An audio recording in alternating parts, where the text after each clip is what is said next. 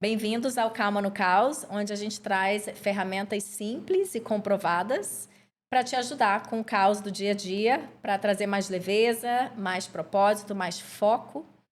E com isso eu sou Carolina Arslanian, sou executiva de marketing com carreira entre os Estados Unidos e Brasil, business therapist e especialista em liderança de alta performance. Oi, Carol. Eu sou Ana Augusta, eu sou médica e apaixonada pelo tema de performance mental. Gosto muito também da parte de comportamento humano e ultimamente estou numa jornada espiritual bem intensa também. E aí, nossa deixa para o nosso tema de hoje, hein, Carol? Isso aí, eu tava com saudade Ah, eu desse nosso também. encontro. Nossa, fazia muito A tempo, gente né? fez uma pausa intencional, Uhum. certo? Mas por bons motivos. A gente estava, acho que, focando muito em outros temas.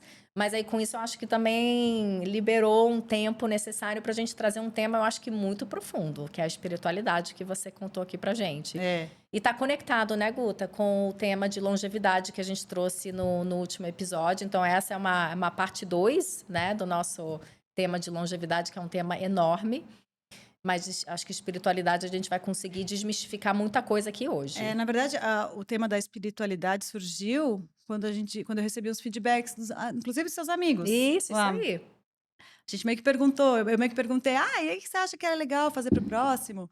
Daí, assim, várias pessoas falaram: "Ah, acho que é a espiritualidade".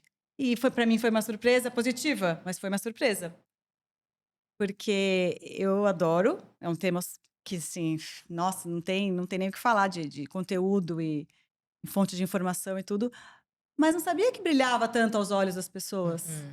É, E as pessoas estão interessadas nesse assunto, é interessante, né? é. E, Guta, como que você define espiritualidade? Que eu sei que esse é um tema difícil de desmistificar e a gente vai desmistificar É, hoje. A gente, inclusive, vai trazer ferramentas, um guia prático, né?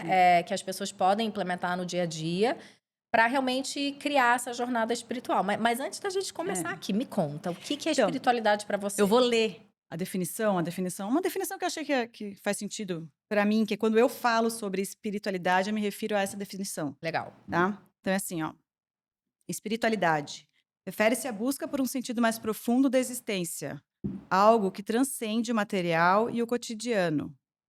Espiritualidade está frequentemente associada à conexão com algo maior, seja uma força superior, o universo, a natureza, Deus ou o próprio interior de uma pessoa. É isso. E aí, existem diversas maneiras de cada um, né, das pessoas explorarem ou entrar em contato com a espiritualidade. Acho que isso que confunde um pouco, talvez, né? Quando algumas pessoas pensam em espiritismo, ou em religião, ou em meditação, e tá tudo certo, mas na verdade não é só um ou outro, né? Uhum. Na verdade, isso não é nem a espiritualidade. A gente fala de ferramentas ou de maneiras de entrar em contato com a espiritualidade. Então, e aí junto agora tem ciência já comprovando muita coisa, começou, né, tem bastantes estudos já preliminares que conseguem provar de alguma forma que existe um impacto significativo na nossa vida e na saúde, no corpo, tipo assim, marcadores, sabe, fazer exame de laboratório, você faz exame de laboratório antes e depois, já tem relação com já conseguem relacionar, a presença ou não de espiritualidade, de fé, por exemplo, com uma melhora nos marcadores de sangue, tipo exames de sangue. Incrível, incrível. Então E até eu estava lendo sobre um estudo que foi publicado recentemente da Harvard, né? Onde eles estudaram mais de 17 pessoas durante 16 anos, e a grande conclusão desse estudo foi exatamente isso que você falou. Que a comprovação, ou talvez o início né, de que a espiritualidade tem sim uma conexão com a saúde, né? Então, o estudo mostrou que teve uma redução da mortalidade dessas pessoas que foram estudadas durante esse período de 16 anos, o que talvez já mostre esse início, né, que você mencionou, sim, da ciência conseguir já comprovar algumas coisas que estão deixando de ser tabu, né? E entender assim por que espiritualidade é importante no mundo de hoje, né? Até conectando um pouco com, acho que, o que a gente vive. Então, se você para pensar, o que eu acho muito louco É que hoje o mundo tá muito tudo para fora, né? Eu acho que hoje o mundo demanda da gente uma extroversão e pouca introversão.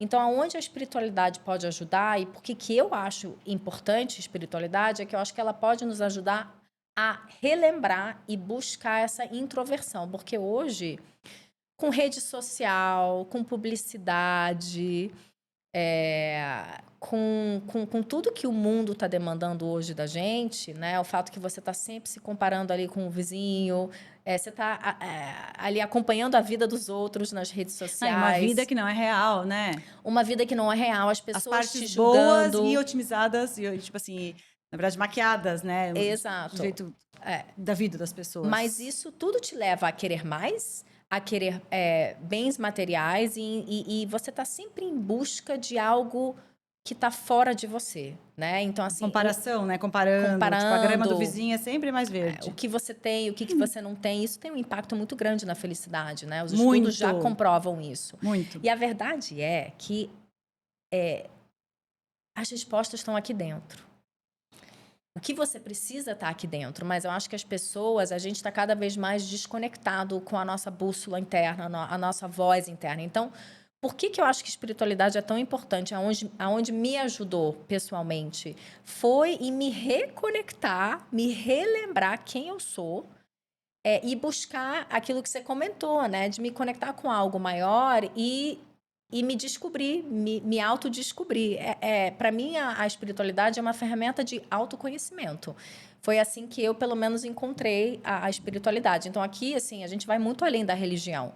Quem quiser praticar a espiritualidade através da religião, maravilhoso. Mas aqui, para mim, pelo menos, foi muito mais um trabalho de autoconhecimento. E aqui eu posso até te trazer um momento onde eu tive realmente esse início dessa minha jornada. Foi enquanto eu trabalhava nos Estados Então, Unidos. deixa eu te fazer uma pergunta antes. Você tem alguma religião de base? Assim, você foi batizada? Eu fui batizada, mas não é algo que hoje eu pratico ou me identifico, né? Eu realmente encontrei a espiritualidade muito mais no autoconhecimento e em práticas Mas você nunca foi milenares. nunca teve Não, assim o hábito de ir na não. Para igreja? mim é muito mais sobre práticas ancestrais, Uhum. práticas dos indígenas, que eu me identifico muito, práticas que estão aí milenares como a yoga. A yoga é uma prática milenar, né? Então tem que é muito também baseado na conexão da mente e do corpo. Então, para mim, a espiritualidade é isso. É entender que eu preciso me conectar a minha alma, o meu corpo, minha mente, e que isso tudo está interconectado. Então, eu fui muito através da meditação, através da yoga, buscar quem eu sou e buscar essa minha jornada espiritual. E que tudo começou nesse momento nos Estados Unidos que eu te contei, que eu estava trabalhando muito, eu estava ali no auge do meu síndrome de impostora. Estava tentando me adaptar, tentando ser uma americana, tentando camuflar quem eu Não, era. depois que você falou que você passou, tipo, quanto tempo? Meses? Ou anos, não sei, com as pessoas trabalhando, falando inglês, e as pessoas nem imaginavam que você era Não brasileira. sabiam, porque eu estava me camuflando. Eu fiz um excelente trabalho de adaptar tão bem. Imagina que E sotaque perfeito, tipo, sem E, e sotaque. me camuflar, as pessoas não sabiam de onde eu era. Eu estava Olha que escondendo a minha forte. origem. Tanto é que eu pronunciava o meu nome de uma forma diferente. Carolina. Porque era uma forma menos exótica, né, para o americano. Eu não queria que ninguém soubesse, né, de onde eu vinha, da minha raiz. E aí, até um certo ponto que eu entendi que eu estava vivendo uma vida de impostora. Eu estava carregando um avatar muito pesado. E eu comecei a gaguejar, Guta. Mas era consciente Não era esconder, consciente. esconder a sua identidade? Era Não era consciente? consciente. Não. Até Olha que esse momento interessante. onde a minha síndrome de impostora se manifestou fisicamente e eu comecei a gaguejar em toda a apresentação. Toda letra D eu gaguejava durante 2 semanas. E foi ali que eu parei tudo e falei: opa, tem algo que eu tô perdendo aqui. Eu não tô conectada com o meu eu. E aí eu fui buscar a meditação, a yoga, a respiração, outras práticas milenares, ancestrais. E foi aí que a minha jornada espiritual começou. E foi doloroso, porque você também conhece um pouco das suas incertezas, das suas fraquezas, e você começa a se conhecer mais. Então, você conhece, como você adora falar, a sua luz, a sua sombra. Uhum.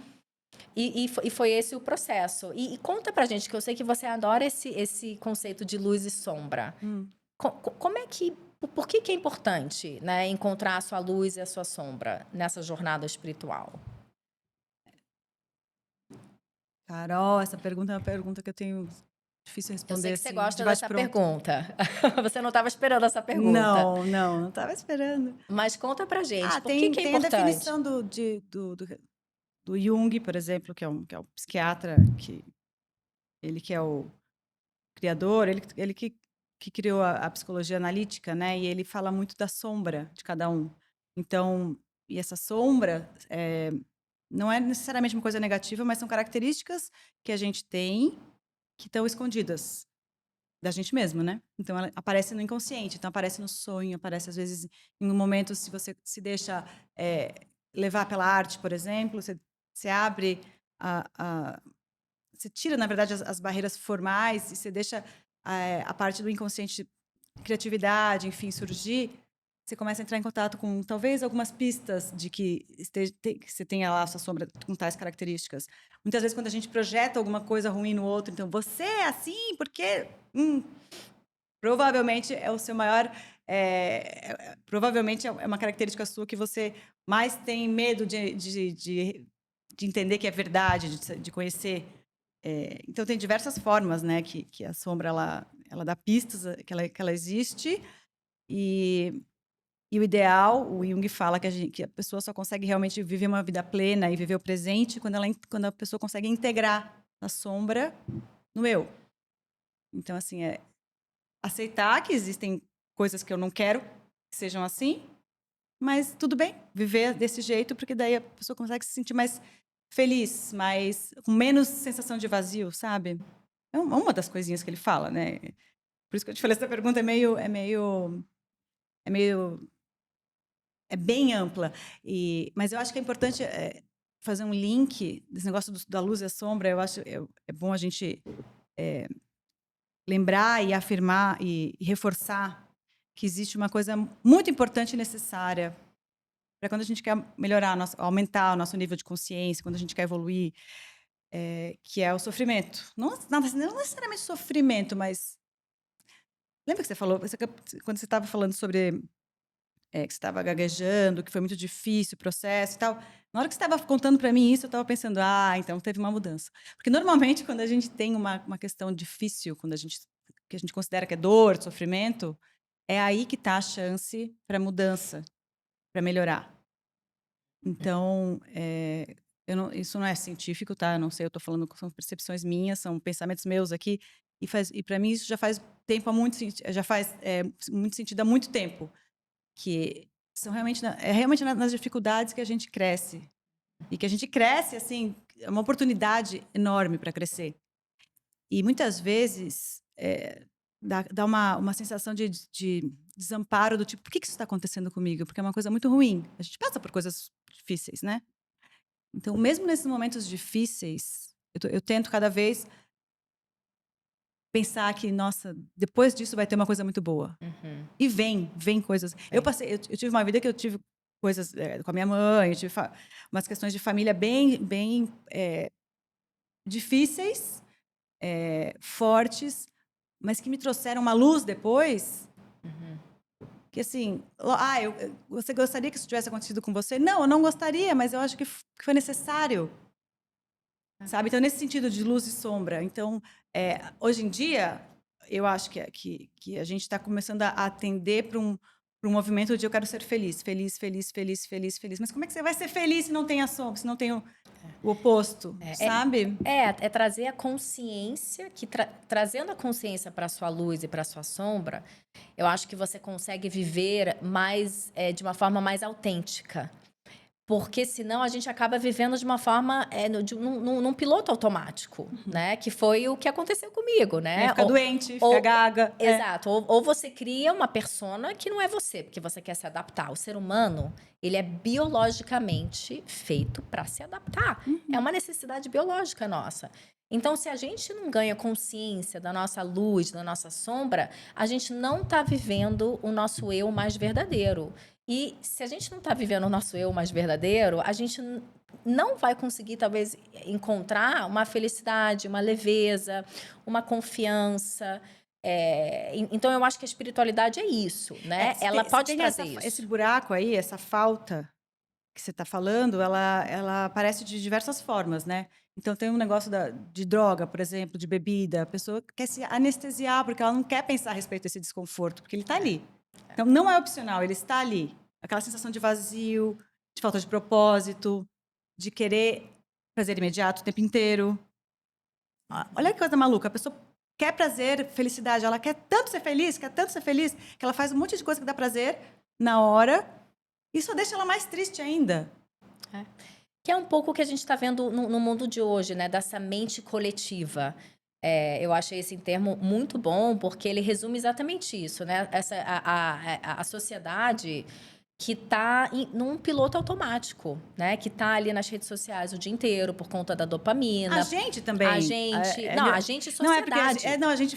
Às vezes eu tenho a sensação que a gente coloca de uma forma como se fosse muito simples. Não, a gente sofre esse efeito o tempo inteiro e a gente também age de acordo com o que a gente está falando aqui, né? Exato. A gente tenta a todo momento de sair, mas assim, o momento de vida nosso é esse. E a espiritualidade é isso, ela te ajuda a ganhar mais consciência e ela te ajuda a se pegar nesses momentos onde eu tô no piloto automático, né? Onde eu, às vezes, ao invés de dormir, eu tô ali nas redes sociais também. Isso acontece. Mas eu me pego, hoje em dia eu me pego. Eu falo, opa, o que eu tô fazendo? Por que eu tô fazendo isso? Eu tô sentindo alguma coisa aqui no meu estômago e, sei lá, isso aqui, por que eu tô me sentindo assim? Eu me pego nesse sentimento, eu não deixo mais esse sentimento ignorado, né? Ou eu não tento Anestesiar. anestesiar, né? E, de novo, quando eu tento anestesiar o sentimento, hoje em dia eu consigo me pegar nesse momento. Eu acho que isso é o mais importante, é ganhar essa consciência. E é uma jornada, né? Porque assim, isso nunca termina. Porque assim, tá bom, eu tô passando mal, eu sei que eu tô passando mal por alguma coisa que tá errada. Tá, e daí? E daí que tem maneiras de ir, assim, aos pouquinhos entendendo o que está acontecendo, mas não é milagroso.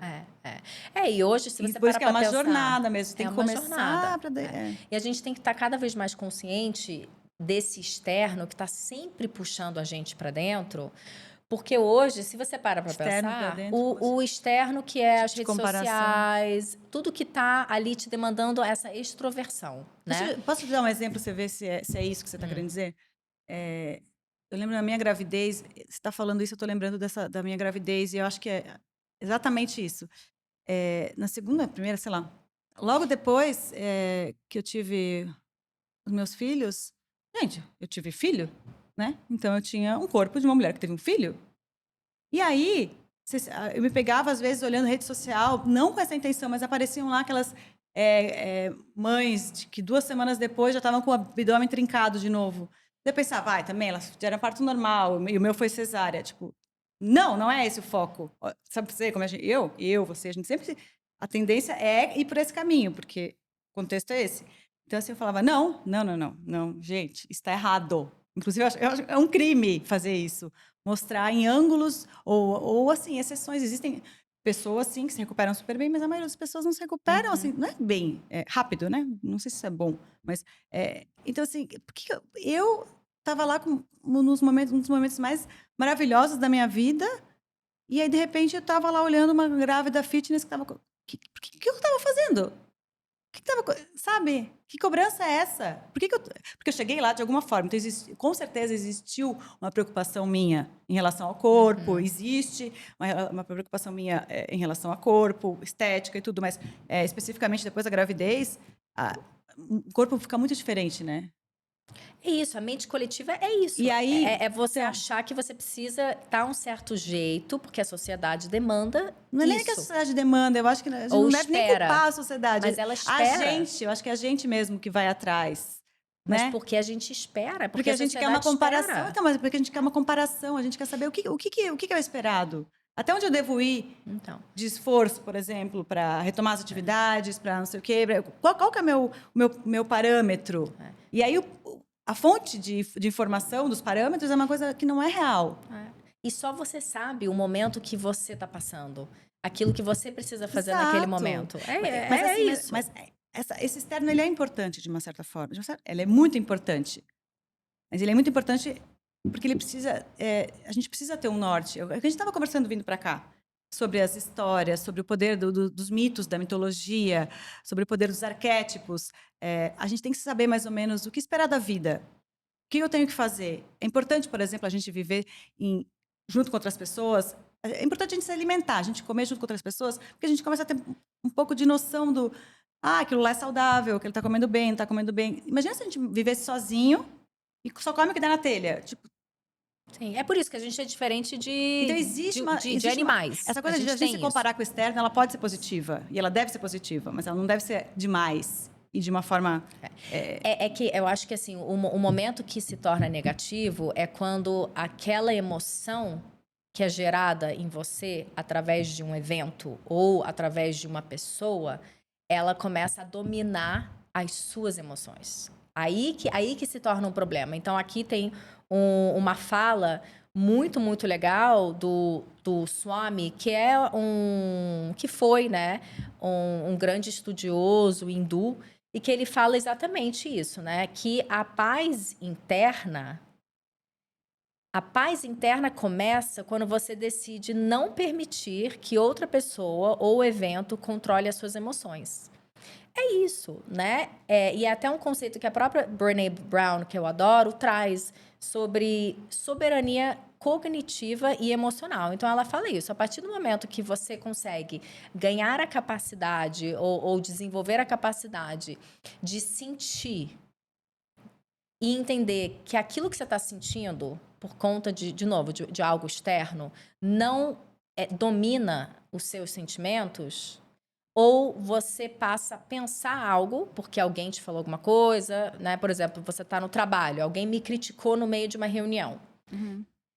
Aí eu penso que eu não sou capaz. Eu penso que eu não sou boa o suficiente, né? É um trigger, um gatilho natural, principalmente para quem viveu e ainda vive, Em né, em ambientes momentos, competitivos em também, né? ambientes competitivos e também para quem que já viveu muito a síndrome da impostora, né? E tá cada vez mais evoluindo em relação a isso, mas é uma jornada. O que eu penso? Nossa, eu não sou capaz, não sou boa o suficiente. Eu tenho duas opções naquele momento. Ou eu deixo aquilo dominar a minha mente e os meus pensamentos e eu paraliso. E aí eu fico com aquela mente completamente fechada e restrita, não consigo mais terminar a reunião bem. Ou eu entendo que aquilo ali foi uma crítica. Aquela crítica eu posso concordar ou não com ela. Pode ser também um aprendizado para mim, né? Que eu preciso fazer melhor. Ou provavelmente é a pessoa se identificando com a sombra. Ou eu posso falar, essa crítica não me pertence. Eu não sou essa crítica. Essa crítica não sou eu. E eu continuo a reunião confiante. Então, eu acho que é muito isso que a espiritualidade pode nos trazer, a gente se reconectando com a nossa bússola interna, a nossa voz interna. É isso. É a gente entender que talvez alguma coisa que a gente viu, escutou, alguma coisa, algum sentimento, aquilo ali não precisa dominar a nossa mente. Não precisa dominar. E eu vejo, olha, complementando, tá? Esse assunto do outro e a comparação e tudo mais. Eu acho que a espiritualidade traz, de diversas formas, o conceito do todo, de que nós não somos indivíduos separados do resto. Que eu e você, a gente tem uma conexão, que tudo que existe aqui, que tem aqui, é junto, é uma coisa só. É uma coisa muito difícil de explicar, é muito difícil de entender. Hoje em dia eu entendo, faz total sentido para mim e dá para aplicar em várias situações. Então, por exemplo, ao invés de eu olhar o outro, ao invés de olhar a grama do vizinho, a grama da vizinha é mais verde. Que bom que ela é mais verde, porque eu consigo olhar ela é minha também, de alguma forma, porque eu consigo ver. Eu consigo, eu olho para ela e eu sinto o prazer de ver uma grama saudável. Que, sabe, sair dessa coisa do a minha grama e a grama dele, do tipo, porque na verdade é uma coisa só. É Você está difícil falando, explicar, né? então, que a espiritualidade ajuda você a expandir as suas possibilidades no mundo? Ajuda a expandir as possibilidades e ajuda a entender o conceito de que nós somos todos uma coisa só. Quando, por exemplo, quando a gente faz um trabalho voluntário, existe um prazer e uma satisfação e uma melhora de, de saúde mental, física e tudo mais, porque você vê que você pertence. A partir do momento que você se doa para uma pessoa, você acaba Uhum. pertencendo a ela também. Então é como se você. Se a pessoa ficar feliz, você pode ficar feliz também. Você deve ficar feliz também, porque Uhum. você fez parte daquilo. Entende? Então, ao invés de eu olhar a pessoa do tipo, nossa, ela é muito melhor do que eu. Não, olha como ela é boa. Eu consigo ficar feliz por ela ser competente. Eu consigo sentir a felicidade daquela pessoa também. Entende? Sim. E traz mais propósito. Talvez é um pouco isso, Traz mais né? propósito. Assim, primeiro, eu acho que assim, pensar que a outra pessoa. Uma coisa é admirar, outra coisa é pensar, nossa, ela é muito melhor do que eu. Ai, oi? Uma coisa é admirar e falar, nossa, ela é muito melhor. Que legal. Olha só, ela tá me dando a oportunidade de eu conhecer um pouquinho. Eu fico feliz por. O negócio da empatia, né? Acho que a espiritualidade ela desenvolve também, às vezes até demais para mim, a empatia. Então, você se colocar no lugar do outro, você consegue viver a parte ruim, mas você também Uhum. pode, deve viver a parte boa. Sensacional, com certeza. E sabe uma coisa que eu acho muito curioso? E eu acho que a gente já falou sobre isso, eu e você. Por que que a primeira metade da vida a gente a gente acaba desenvolvendo uma persona, uma pessoa para sobreviver no mundo, né? Se você para pensar, quem eu fui na minha primeira, na primeira metade da minha vida? Eu desenvolvi a pessoa que eu precisei ser para sobreviver naquele ambiente. Na verdade, você estava se preparando, é como se fosse um treinamento. Você está treinando para, a partir dos Isso. 40, Exato. começar E a por viver. que muitas pessoas, algumas pessoas, acabam se acabam descobrindo essa jornada espiritual a partir dos 40 anos, né? Na segunda metade da vida, que aí muitas pessoas chamam de você está passando por uma crise da meia-idade. Identidade. E, na Da verdade, identidade, é. ou da meia-idade, né? É. E não, na verdade, você está renascendo, você está relembrando quem você realmente é. Então, ou seja, a gente passa a primeira metade da vida esquecendo quem a gente é. Por conta da sociedade, porque a gente precisa se adaptar, a gente precisa sobreviver, a gente precisa se mostrar, se provar, né? E depois de um certo tempo, a gente fala, opa, para onde que eu tô indo? Deixa eu rever minha vida. Sim, já passou metade, né? Então é muito 40, interessante 80. isso, né? Que muitas pessoas passam por isso. E ao invés de chamar de crise da meia-idade, ou crise de... O que você chamou? Então, na antroposofia Crise de tem o negócio dos identidade. setênios, né? E aí, uma das crises mais fortes, mais impactantes na vida das pessoas é lá pelos 42. As mulheres antes, os homens um pouquinho depois. Que é a crise da identidade, que é quando acontecem as separações, porque acha que o problema está com o marido ou com a mulher. E, na verdade, Porque dá um tilt tá aqui mesmo. dentro. A pessoa ela Pode começa estar a aqui pensar. dentro. Sim, porque imagina, a gente vê lá na nossa vida. Digamos que a nossa vida seja assim. Chegou na metade. E agora? Quem eu sou? O que eu quero fazer do resto da minha vida? Eu quero continuar sendo como eu estou sendo? Eu quero continuar tendo as minhas atitudes do jeito que eu estou tendo? Eu quero continuar... Enfim, então, assim, é uma crise muito profunda. Causa muito sofrimento, mas... Passando essa crise, traz muita luz. Então, a pessoa pode ou se anestesiar nessa fase, e pode ser com antidepressivo, pode ser com coisas fúteis, com gastar tempo com rede social, gastando, e não pensar a respeito, que é uma fuga, é uma coisa de defesa do cérebro mesmo, não quer estar em contato com a dor. Ou ela pode, né, o arquétipo do herói lá, vai com medo, mas vai porque tem coragem e vai... Sofre, mas sabe que depois vai ter uma luz muito maior. Então, aí a resistência dessa crise é uma coisa, sabe, não sei se eu estou falando nos termos que tem tem aquele livro do... Ai, eu vou lembrar o nome dele, que é demais, que é um livro que ele usa o arquétipo do herói e ele fala muito da resistência. Pressfield. E aí ele fala muito da resistência. Então, assim, toda hora que eu me vejo naquelas situações, eu tipo, isso aqui eu não quero fazer de jeito nenhum, meu Deus do céu, eu vou dar um jeito de arranjar uma desculpa, pensando assim, né? Tomara que amanhã chova, ai meu Deus, tomara que alague tudo, porque eu não preciso fazer. Sabe quando a gente pensa aquelas coisas assim, rapidinho? Resistência. Daí que meio que hoje em dia me dá uma força do tipo, que resistência, essa resistência está muito grande, deve ser uma coisa importante. Deve ser uma coisa boa que eu preciso correr atrás. Deve doer, mas tudo bem, porque é uma coisa que vai ser legal. Então vamos falar... Mudar essa perspectiva é uma coisa mágica. Super.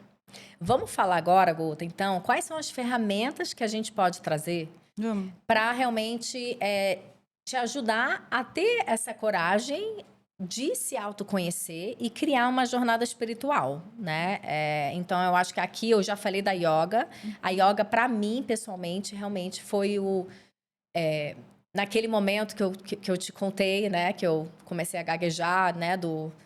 Da manifestação física, né? Daquela minha insegurança. A yoga foi ali o que eu encontrei para me ajudar a estar mais presente e conectar muito o meu físico. Eu sou muito física, né? Eu preciso, né, dessa parte física. E ali eu me reconectei com o meu próprio corpo e entendi que a respiração é o meio para fazer tudo isso acontecer.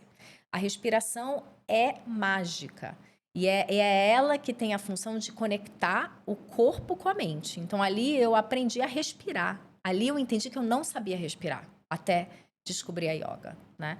Então, a yoga, assim, ela me trouxe muito um bem-estar físico, né? E uma reconexão com o corpo, porque a gente esquece de se reconectar com o corpo. Então, às vezes, a gente está o dia inteiro com aquela dor de cabeça e a gente ignora, vai lá e toma um Advil. E a gente, né, a gente vai se anestesiar, que nem você falou. Mas aquela dor de cabeça pode estar atrelado a uma emoção, Provavelmente. uma preocupação. Então, se você não se conecta com o seu corpo, você perde esses momentos mágicos, porque o seu corpo é muito mais inteligente do que qualquer outra coisa, né? Então, a yoga me ensinou isso, a inteligência do meu corpo e que eu não sabia respirar, não sabia. Mas a maioria das pessoas não sabe. E hoje, também quando eu tô não sei direito, nervosa, eu me pego que eu vejo que eu não tô respirando direito. Eu falo, opa, tô nervosa, deixa eu recalibrar isso aqui. Então, a yoga é uma delas. Muito legal. E a meditação é uma que a gente já falou muito aqui, né, Guta? E, de novo, meditação, assim... Diário, reflexão diária, pensar... E não precisa ser nada perfeito. Não precisa ser uma meditação com... Na verdade, não é que não precisa, não tem vela, como ser, existe. incenso. A meditação pode ser durante uma corrida, quando você está ali focada na sua respiração. A meditação pode ser no banho, quando você sente a água caindo no corpo. Lavando louça, passando roupa. Lavando louça, que eu sei, né, que você usa muito como meditação. Roupa, lavar louça. E isso que você falou é muito legal, que a outra ferramenta é a atenção plena, que é o mindfulness, que é exatamente isso que você disse. Então, ao invés de você lavar a louça, como eu fazia, escutando um podcast, que é maravilhoso, né? Mas tudo bem, às vezes, fazer isso também. De vez em quando, lavar a louça, ali sentindo a esponja, sentindo ali... Bom, e fora que a louça vai ficar muito mais limpinha, né? E fora que é viciante, tá? Vou te contar um segredo. Não lavar a louça, mas fazer o mindfulness. Cada vez eu tô vendo... Eu tô conseguindo cada vez mais entrar nesse estado. É uma coisa que dá uma tranquilidade. É tão gostoso, é tão bom. Começa a dar um prazer. No começo é difícil, mas depois que aquieta... Assim, você cria o hábito, vai indo, vicia. Eu confesso que da louça eu ainda me pego colocando podcast, mas eu tento de vez em quando fazer sem nada e realmente a louça fica muito mais limpa, porque eu às vezes fico preguiçosa, né, e vou... e dois, é o que você falou, traz um relaxamento incrível. Uma outra prática que eu venho fazendo, acho que, sei lá, no último 1 ano, é recente, é em relação à comida. Para mim, o momento de comer, ele era muito corriqueiro, principalmente ali trabalhando rápido, eu comia muito rápido, devorava a comida e às vezes eu olhava e falava, nossa, o que eu acabei de comer? Né? E aquilo gerava um estresse, a comida caía mal. Depois que eu, de novo, entendi que eu precisava estar mais presente, eu mudei. Eu falei, ok, eu naturalmente como mais rápido. O que eu preciso fazer, né? Assim, para mim, a comida, eu ligo muito para a nutrição. Então, aquele momento de comida é muito importante, né? Então, ali, o que eu falo? Eu olho para o meu prato, isso demora, 10 segundos. Antes de comer, eu olho para o meu prato, eu reconheço os nutrientes que eu vou consumir naquele momento e eu agradeço a comida.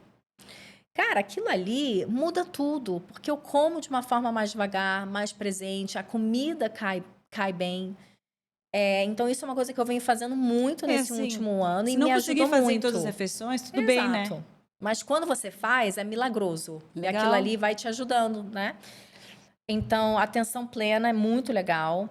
A outra que eu amo é pranayama. Deixa eu antes falar uma coisa bem legal que que eu tô começando não, já virou meio que rotineiro lá em casa. Que no começo parecia teatral, dava até uma certa vergonha alheia, mas eu fui fazendo, e toda vez que a gente senta na mesa à noite, para jantar, eu e as crianças e o meu marido. A gente faz imagina, eu tenho uma filha de 5 anos, né, ela já sabe. Eh, vamos fazer agradecimento. Então, assim, primeiro a gente fala uma coisa legal que aconteceu no dia. Imagina, com criança, né. "O que aconteceu de legal hoje no dia?". "Ah, aconteceu legal que eu fui pra escola e estava com a sandália rosa". "Tá bom". Qualquer coisa, não sem julgamento, tipo, e é muito legal, porque sai cada coisa das crianças, né. E o que eu sou grato, alguma coisa que eu sou grato. E aí tem assim, a minha filha é uma palhaça, né, não é uma palhaça, mas ela adora fazer uma piadinha, 5 anos já fala: "Ai, eu agradeço essa casa e a Jesus e Deus, não sei o quê", e vira um ambiente muito engraçado, porque ela tá falando da boca pra fora como se fosse uma coisa, tipo, estou repetindo que eu sei que vai soar bem, mas é um momento que começa a unir nós 4. E é lógico, né, eu falo rapidinho, qualquer coisa, de verdade, a primeira coisa que vem na cabeça, o André também é meu marido, aí o meu filho já tá mais sério, já pensa mais no que falar, mas esse movimento de agradecer, do positivo. E eu tenho outra coisa, depois, se quiser, cada um pode contar uma piada, depois de falar, tipo, todo mundo fala, né, o que aconteceu de legal, que eu sou grato, e daí todo mundo falou, agora, próxima rodada, se quiser contar piada, que daí vira, né, mas, a gente faz isso enquanto a gente janta. Sem querer, já tá meio que no automático e é um momento que eu espero durante o dia, sabe.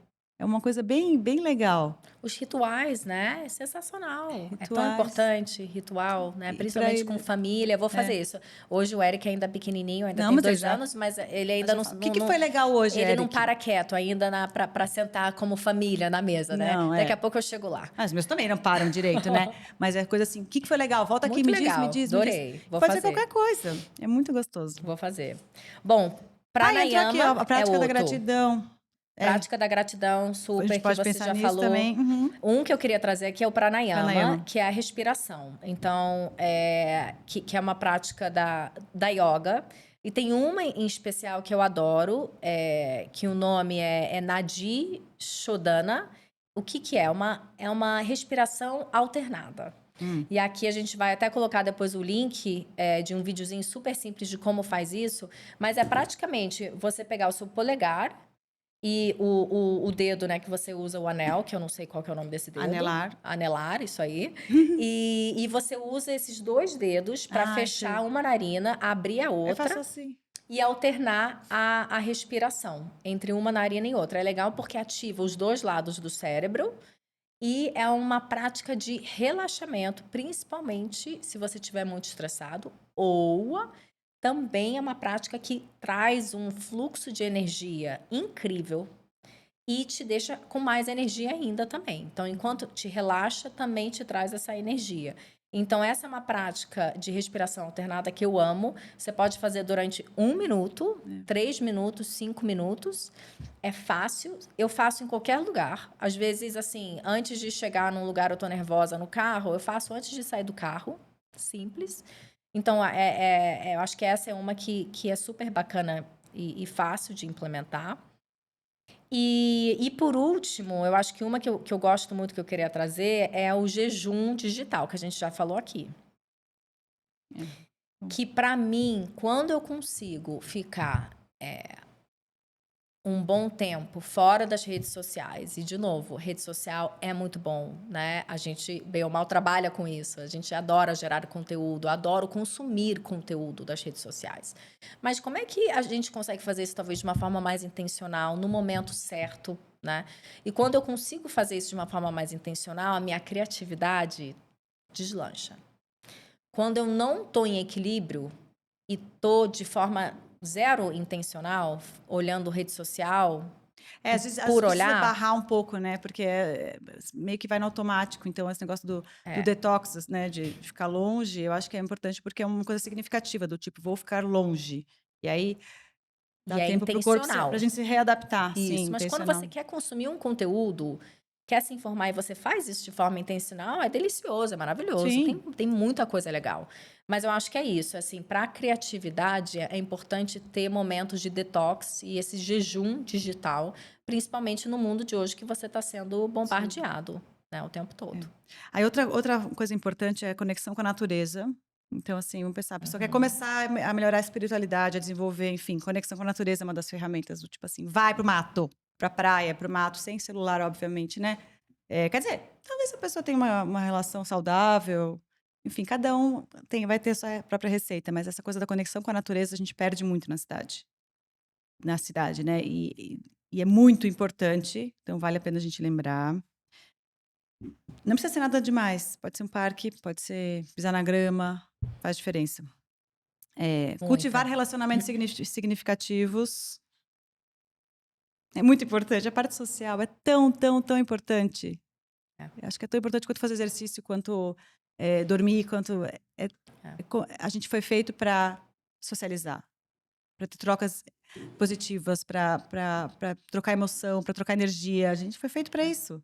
E a grande tendência mundial hoje, que foi um dos principais temas dessa conferência desse ano, da South by Southwest, onde se discute muito tecnologia, tendências, a grande tendência hoje é solidão. A grande preocupação é a solidão, exatamente pela questão do mundo digital, né? Assim, a gente hoje usa o mundo real para descansar ou se desconectar do mundo digital. Há mais de 20 anos atrás, era o contrário, né?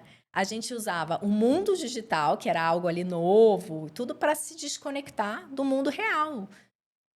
Então, a Sim, dinâmica mudou sim, muito. jogava videogame, É. Nintendo. Sabe aquele Agora não, a negócio? gente vai para a natureza para se desconectar do mundo digital, que dominou a nossa vida.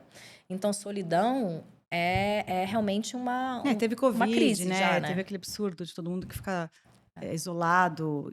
Nossa, mas com certeza vai servir para alguma coisa melhor. Eu acho que esses momentos difíceis, né? Eu acho que isso vai servir para talvez a gente dar uma engrenada aí nesse negócio de lembrar de quanto é importante estar perto de pessoas. É que a gente tem filho, então a gente está sempre perto de pessoas, né? Mas eu imagino quem não tem essa coisa porque é uma coisa animalesca nossa. A gente tem filho, então a gente tem um contato com o ser humano, a gente depende da gente. E isso faz com que vai na escola, então fala com outras pessoas, não sei o quê. Agora, quem não tem nenhuma obrigação assim, deve ser muito difícil se conectar com o outro, criar rotinas no dia a dia só para você simplesmente ver pessoas. Porque as pessoas perderam esse hábito, né? Então, acho que isso é bem importante. E aí, os pequenos rituais pessoais, que são coisas que eu acho que ajudam a gente a ter o mindfulness, né? A ver o momento do jeito que ele é e conseguir curtir, viver o momento.